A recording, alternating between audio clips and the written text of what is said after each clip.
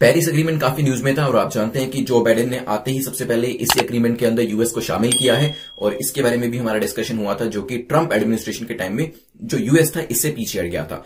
यहां पर Paris agreement को लेकर 3 स्टेटमेंट है। पहली कहती है गोल क्या है, इस पूरे पेरिस एग्रीमेंट का मकसद क्या है, to curtail the rise of global temperature this century below 2 degree Celsius above pre industrial level. तो यहाँ पे जो टारगेट्स हैं वो दिए गए हैं। It is a multilateral agreement with the United Nation framework convention on climate change UNFCCC के साथ ये एक मल्टीलेटरल अग्रीमेंट है। द नेशनली डिटर्मिन कॉन्ट्रीब्यूशन, जिसको एनडीसी कहा जाता है, so this nationally determine contribution are legally binding to all the members under Paris agreement. तो इस पेरिस एग्रीमेंट के अंदर जो भी देश शामिल हैं उनके ऊपर उनके जो एनडीसीज हैं दे आर लीगली बाइंडिंग। सोचिए इसके बारे में, फिर करते हैं डिस्कशन। चलिए, तो न्यूज में इसके ऊपर एक आर्टिकल जो था वो दिया गया था और यहां पे यूएस की भी बात करी गई थी कि यूएस ने दोबारा से ज्वाइन कर लिया है। बात करी जाए पेरिस एग्रीमेंट की तो यस, गोल यही है कि जो ग्लोबल टेम्परेचर है उसको राइज होने से बचाना है, कम करना है। और जो यहां पे टारगेट सेट किया गया that is below 2 degree Celsius above pre industrial level. तो 2 डिग्री सेल्सियस जो है उसके बिलो ही रखना है, ये टारगेट यहां पर सेट किया गया। आपने सुना भी होगा 1.5 डिग्री टू 2 डिग्री का जो टारगेट है।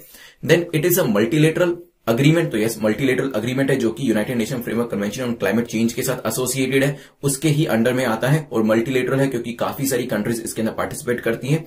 बट यहां पे हर कंट्रीज ने अपने नेशनली डिटर्मिन कंट्रीब्यूशन जो है वो दिए हैं कि हम इतना टारगेट अपने लिए सेट करते हैं और उसे हम कंप्लीट भी करेंगे।